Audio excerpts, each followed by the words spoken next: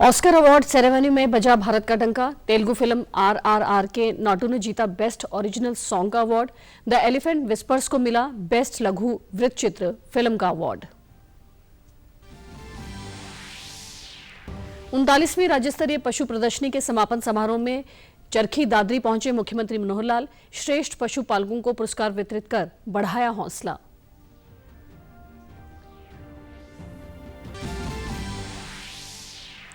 अंबाला में मोटे अनाज के प्रति जागरूकता बढ़ाने के लिए लगाया गया शिविर। किसानों को खेती की आधुनिक तकनीक और सरकार की योजनाओं की दी गई जानकारी।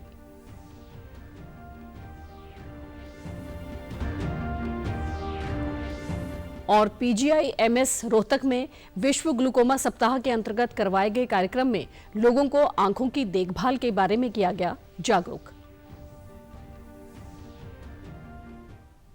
नमस्कार, मैं भानुप्रिया। अब समाचार विस्तार से। सिनेमा की दुनिया के सबसे प्रतिष्ठित और सबसे बड़े पुरस्कार ऑस्कर अवार्ड 2023 में भारत की झोली में 2 पुरस्कार आए, जो कि अपने आप में एक ऐतिहासिक पल है। SS राजामौली के सॉन्ग नाटू नाटू को बेस्ट सॉन्ग कैटेगरी में शॉर्टलिस्ट किया गया था और लिस्ट में शामिल 15 गानों को हराकर नाटू नाटू ने बाजी मारी। यह सॉन्ग MM केरावनी ने कंपोज किया है और चंद्र बोस ने इसे लिखा है। वहीं द एलिफेंट विस्पर्स को बेस्ट लघु वृत्तचित्र फिल्म का ऑस्कर अवार्ड मिला है। फिल्म निर्माता कार्तिकी गोंसल्विस और प्रोड्यूसर गुनीत मोंगा लघु फिल्म में अनाथ शिशु हाथी रघु और उसकी देखभाल करने वाले के बीच संबंध दिखाया गया है। केंद्रीय मंत्री अनुराग सिंह ठाकुर ने कहा कि ऑस्कर पुरस्कार मिलना भारतीय सिनेमा के लिए गौरव की बात है।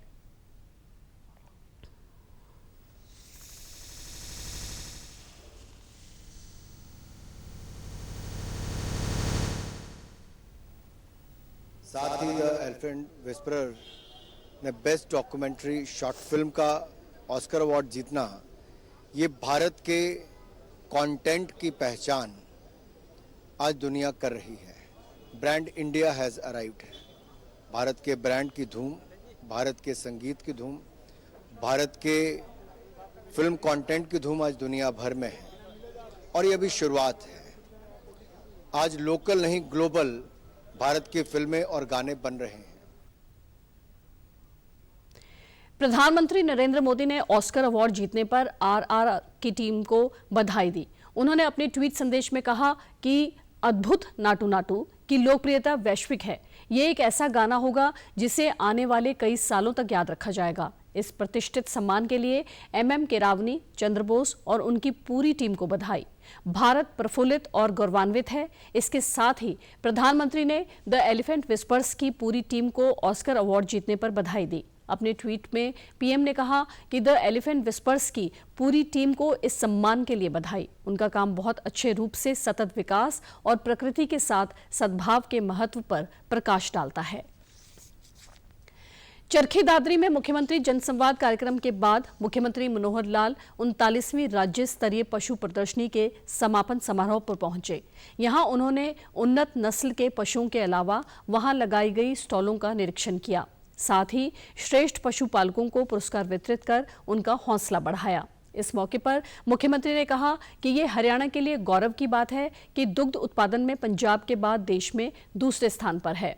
मुख्यमंत्री ने कहा कि पशुधन का बेहतर उपयोग कैसे हो सके और दूध की मात्रा को कैसे बढ़ाया जा सके, इस बड़े स्तर पर कार्य किया जा रहा है। प्रदेश में बेसहारा गौवंश की देखभाल के लिए गौ सेवा आयोग का गठन किया गया है। वहीं उन्होंने किसानों से प्राकृतिक खेती के साथ साथ जल संरक्षण वाली तकनीक अपनाने की अपील की। हमारे समाज में बड़ा प्रचलन है। हरियाणा में 632 गौशालाएं हैं इस समय और उन गौशालाओं के संभाल के लिए हमने गौ सेवा आयोग बनाया हुआ है। शरण गर्ग जी इनको अध्यक्ष बनाया हुआ, उसका पूरी टीम है, सब जिलों में टीम है। एक बात ध्यान में आई कि बहुत से गौवंश की, चाहे वो बछड़े हैं चाहे वो गौएं हैं, उनको लोग छोड़ देते हैं। दूध नहीं देती तो छोड़ करके सड़कों पर जब आते हैं, बेसहारा गौवंश एक्सीडेंट करते हैं, पनिया खाते हैं। बड़ी कई बार दुविधा मन में होती थी कि इसका कैसे हल निकाला जाए। इस बार हमने बैठे टीम के रूप में बैठ करके विचार किया कि जो बेसहारा गौवंश सड़कों वाला है, इसको सबको गौशाला में लाएंगे। इस दौरान कृषि मंत्री जेपी दलाल ने कहा कि इस पशु प्रदर्शनी में प्रगतिशील पशुपालकों को नई तकनीकों को जानने का अवसर मिला है। वहीं भाजपा प्रदेश अध्यक्ष ओम प्रकाश धनखड़ ने कहा कि हमें संकल्प लेना चाहिए कि आधुनिक तकनीक व पौष्टिक आहार की बदौलत हम भी अपना परचम दुनिया में लहराएंगे और दुग्ध उत्पादन में सबसे अग्रणी बनेंगे। कोशिश की है कि मिलजुल करके उनकी सेवा करें, उनकी आमदनी बढ़ाएं और जो नई चीजें आई हैं, जो नई योजनाएं हैं, नई तकनीक है, वो किसान तक हम पहुंचाएं। हमारे चाहे वो गाने के माध्यम से भी तकनीक पहुंचाई है, प्रदर्शनी के माध्यम से भी नई चीजें दिखाई हैं, क्या क्या चीज पशुपालक में आ रही है और इसका लाभ आप उठाएं। सैरोगेसी से, जो एम्ब्रियो टेक्नोलॉजी से साधारण गाय में भी अच्छी गाय का बीज रख के और उससे हम अच्छी गाय का बछड़ा ले सकते हैं, बछड़ी ले सकते हैं। ऐसे 10 बछड़े बछड़ियां उत्पन्न हो चुके हैं। इसके लिए मैं बधाई देता हूं विश्वविद्यालय को भी और दलाल साहब को भी और मुख्यमंत्री जी को भी। अंबाला जिले के गांव बहबलपुर में आज मोटे अनाज को लेकर एक शिविर का आयोजन किया गया। इस शिविर में आए सैकड़ों किसानों को खेती के आधुनिक तकनीकों के अलावा सरकार की विभिन्न योजनाओं की जानकारी दी गई। इस दौरान कृषि एवं किसान कल्याण विभाग के उप निदेशक गिरीश नागपाल ने बताया कि वर्ष 2023 को अंतर्राष्ट्रीय स्तर पर मिलेट्स वर्ष के रूप में मनाया जा रहा है। विशेष तौर पर ज्वार, बाजरा, सांवा, चेना सहित अन्य मोटे अनाज का प्रचार व प्रसार किया जा रहा है। किसानों के साथ साथ स्कूलों में बच्चों को भी इसकी महत्ता बताई जा रही है। डायबिटीज व अन्य बीमारियों को दूर करने के लिए मोटा अनाज काफी सहायक है।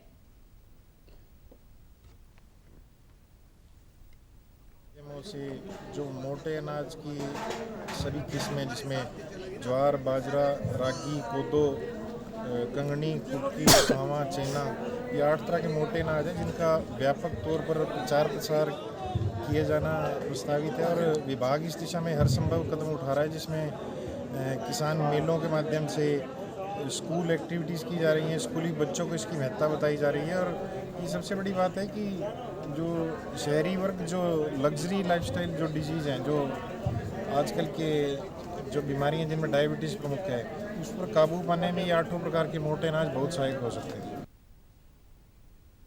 वहीं महिला एवं बाल विकास विभाग की ओर से एक प्रदर्शनी लगाई गई, जिसमें लोगों को बताया गया कि मोटे अनाज के सेवन से अनेक बीमारियों से बचा जा सकता है। वहीं प्रदर्शनी में पहुंचे किसानों ने बताया कि उन्हें शिविर में आधुनिक तकनीक से खेती करते हुए अधिक पैदावार करने के बारे में जानकारी दी गई है। वे सरकार की कल्याणकारी योजनाओं का लाभ उठा रहे हैं।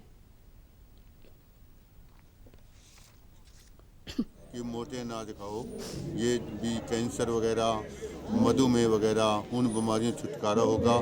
और किसानों की प्रगति के लिए जो है मेला लगाया गया है, ये बहुत ही बढ़िया है। हम जो है सरकार का धन्यवाद करते हैं। सोल टेस्टिंग लैब है, जो मिनी सोल टेस्टिंग लैब गांव में लगाने के लिए तैयार है और जो किसान है वो इसको फ्री में सोल टेस्ट और अपना पानी टेस्ट वो करवा सकता है। और जिसके तहत ये हम चाहते हैं कि जैसे पैक्स में लग जाए, इससे गांव में रोजगार भी जनरेट होगा और किसान को कोई पैसा नहीं देना है, सरकार उसे उल्टा पैसा देगी। तो ये एक अच्छी शुरुआत है, हम इसकी सराहना करते हैं। अगर लोग किसान को इस बात का पता चल जाएगा कि मुझे इतना खाद डालना है, इतना मुझे फर्टिलाइज़र डालना है इसके अंदर और मेरे पानी की ये क्वालिटी है। पीजीआई एमएस रोहतक में आज विश्व ग्लूकोमा सप्ताह के अंतर्गत जागरूकता कार्यक्रम का आयोजन किया गया। इस दौरान वरिष्ठ नेत्र चिकित्सकों ने लोगों को बताया कि काला मोतिया से बचाव ही इसका इलाज है। अगर समय रहते इसकी पहचान हो जाए तो आंखों की रोशनी को बचाया जा सकता है। नेत्र रोग विभाग के अध्यक्ष डॉक्टर RS चौहान ने बताया कि संस्थान में सभी सुविधाएं मुफ्त हैं। निजी अस्पतालों में इलाज काफी महंगा है, लेकिन यहाँ सर्जरी और लेजर निःशुल्क है। वहीं वरिष्ठ चिकित्सक डॉक्टर सुमित सचदेवा ने बताया कि पूरी दुनिया विश्व ग्लूकोमा सप्ताह मना रही है, जिसका मकसद यही है कि लोगों को ग्लूकोमा यानी काला मोतिया के बारे में जागरूक किया जा सके। इतनी महंगी दवाइयाँ जैसे ग्लूकोमा की लेटनोप्रोस्ट 1,000 रुपये की आई ड्रॉप आती है, वो हमारे यहाँ फ्री मिलती है। आँख में जो इंजेक्शन लगते हैं 15-15 हज़ार के, वो फ्री मिलते हैं। और हमारे यहाँ काफ़ी बड़ी फैकल्टी है, हमारे यहाँ 4 यूनिट हैं। एक ग्लूकोमा की यूनिट डेडिकेटेड है, जिसमें सीनियर प्रोफेसर और head unit of glaucoma doctor Manisha Rathi हैं, प्रोफेसर हैं डॉक्टर सुमित सचदेवा हैं। इस तरह से 4 यूनिट हैं। तो यहाँ पर काफ़ी पेशेंट आ रहा है, तो इसलिए दूर से पता लगता है उनको कि भाई यहाँ पे अच्छा इलाज हो रहा है, तो वो यहाँ पर आते हैं। तो इम्पॉर्टेंट बात यह है कि हमारी जागरूकता ही हमारे को बचा सकती है। अगर हम जागरूक रहेंगे तो हमको पता रहेगा कि आँख के अंदर बाई चांस आपको बार बार सिर में दर्द होता है या आपके नंबर बदलते हैं, तो उसको इग्नोर मत करें। अपना जाके एक बार चेक करवाएं, आँख का प्रेशर ज़रूर चेक करवाएं। और हर इंसान जो कि 40 साल से ऊपर है उसको साल में एक बार अपना आँख का प्रेशर ज़रूर चेक करवाना चाहिए। और जिन लोगों के घर में काला मोतिया है, किसी को है, तो उनको हर 6 महीने के अंदर अपना जांच दोबारा करवानी चाहिए। रक्षा मंत्री राजनाथ सिंह ने आज लोकसभा में राहुल गांधी द्वारा विदेश में दिए गए बयानों की कड़ी आलोचना की। राजनाथ सिंह ने कहा कि राहुल गांधी ने भारत की गरिमा पर गहरी चोट पहुंचाई है। उन्होंने ये भी कहा कि पूरे सदन की ओर से राहुल गांधी के बयान की निंदा की जानी चाहिए और राहुल गांधी को सदन में आकर माफी मांगनी चाहिए। जो इसी सदन के सांसद हैं, राहुल गांधी ने लंदन में जाकर भारत को बदनाम करने की कोशिश की है और कहा है कि भारत में लोकतांत्रिक व्यवस्था पूरी तरह से तहस-नहस हो रही है और विदेशी ताकतों को आकर यहाँ पर भारत के लोकतंत्र को बचाना चाहिए। कि भारत की गरिमा पर, भारत की प्रतिष्ठा पर उन्होंने गहरी चोट पहुंचाने की कोशिश की है। और अध्यक्ष महोदय, मैं आपसे यह मांग करता हूं कि पूरे सदन के द्वारा उनके इस व्यवहार को खंडन किया जाना चाहिए और उनको ये आपके द्वारा निर्देश दिया जाना चाहिए कि संसद के फोरम पर आकर वह क्षमा याचना करें। अध्यक्ष महोदय, मैं आपसे अनुरोध करना चाहता हूं। मुख्यमंत्री मनोहर लाल ने कल शाम चौधरी चरण सिंह हरियाणा कृषि विश्वविद्यालय हिसार में आयोजित हरियाणा कृषि विकास मेला 2023 के समापन समारोह में बतौर मुख्य अतिथि शिरकत की। समारोह में कृषि मंत्री जेपी दलाल, शहरी स्थानीय निकाय मंत्री डॉक्टर कमल गुप्ता भी मौजूद रहे। इस मौके पर मुख्यमंत्री ने अंडरग्राउंड पाइपलाइन, पोर्टल और ई-रूपी ऐप भी लॉन्च किए। मुख्यमंत्री ने कहा कि हरियाणा के बारे में कहा जाता है, यहाँ जय जवान, जय किसान, जय विज्ञान, जय अनुसंधान का संगम है। इसके साथ जय पहलवान भी जुड़ता है। हरियाणा कृषि प्रधान प्रदेश है। हमारी 2% आबादी है, लेकिन सेनाओं में प्रदेश के युवाओं की संख्या 10% है। यहाँ जय जवान, जय किसान, जय विज्ञान, जय अनुसंधान, इनका संगम तो है ही है। मैं एक चीज और जोड़ा करता हूं हरियाणा के बारे में कि जय जवान, जय किसान, जय विज्ञान, जय अनुसंधान और जय पहलवान हमारे हरियाणा का एक विशेष, हमको एक उपाधि प्राप्त है कि ये खेलों का प्रदेश है। और हमारा ग्रामीण क्षेत्र जहां हमारा किसान रहता है, वहां हमारा जवान भी है, हमारा पहलवान भी है।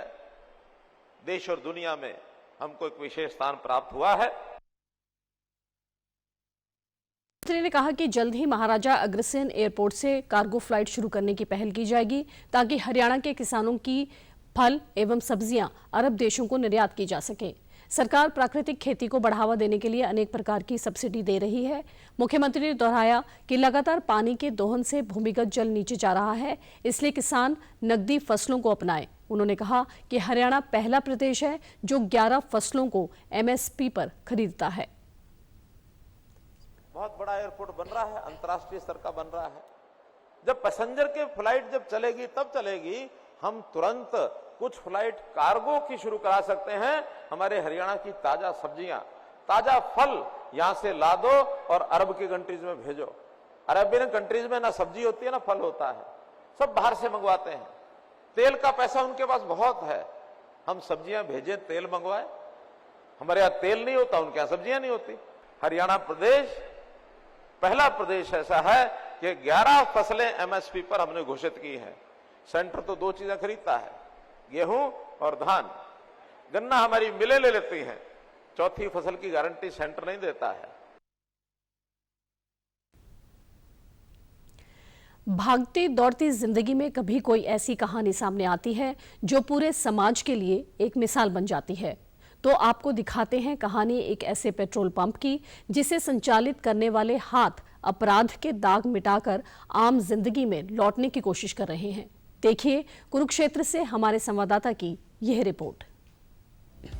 कैदी बंदियों द्वारा संचालित कुरुक्षेत्र का ये पेट्रोल पंप पूरे समाज के लिए एक संदेश है। सुधरने का हक सबका है और सबको ये मौका मिलना चाहिए। पंप पर काम करने वाले ये लोग सजा याफ्ता मुजरिम हैं, लेकिन अब ये अपनी मेहनत के बल पर मुख्य धारा में आने की कोशिश में लगे हैं। ट्रेनिंग स्टार्टिंग में कुछ दिन ट्रेनिंग दी थी, उसके बाद फिर हम धीरे धीरे काम करते गए और सीखते गए जी। हम लोगों से मिलते हैं सर, अच्छा लगता है। मान लीजिए सारे मिलने वाले आते हैं जी, जो तेल डलवाते हैं वो भी जाने लग गया, अब सब अच्छा व्यवहार करते हैं सर हमारे साथ। ये पंप इंडियन ऑयल और हरियाणा प्रिजन का एक जॉइंट वेंचर है, जिसमें इंडियन ऑयल ने करीब 2 करोड़ 60 लाख रुपए का निवेश किया है। जेल ने पंप के लिए जमीन आवंटित की है, जिसके लिए इंडियन ऑयल हरियाणा प्रिजन को 51,000 रुपए प्रति महीना देता है। इस आउटलेट पर काम करने वाले कैदी बंदियों को रोजाना 140 रुपए के हिसाब से मेहनताना दिया जाता है। पंप पर ये कैदी बंदी इतनी शिद्दत से काम करते हैं कि कभी किसी को कोई शिकायत नहीं होती। इनके इस व्यवहार से आम आदमी तो क्या, खुद हरियाणा पुलिस भी अचरज में है। बहुत बेहतरीन एक रिफॉर्मेटिव स्टेप लिया है सरकार ने कि जेल के जो कैदी हैं वो लोग यहाँ पे काम कर रहे हैं और वो एक फ्री माहौल में काम कर रहे हैं, ताकि उनको भी एक फ्रीनेस की एक फील महसूस हो। और जो हमने देखा कि अब तक उनकी तरफ से कोई ऐसी कोई कंप्लेंट्स नहीं आई हैं। रोजाना सुबह 7 बजे से लेकर शाम 7 बजे तक ये कैदी बंदी पंप पर तैनात रहते हैं और फिर शाम ढलते ही अपनी अपनी बैरकों में लौट जाते हैं। आउटलेट की सफलता को देखकर जल्द ही यहाँ CNG, इलेक्ट्रिक चार्जिंग और ऑटोमेटेड रिफ्यूलिंग की सुविधा भी शुरू करने का प्लान है। इतना ही नहीं, इस मॉडल को हरियाणा के बाकी जिलों में भी जल्द लागू किया जाएगा। समाचारों में आज इतना ही। नमस्कार।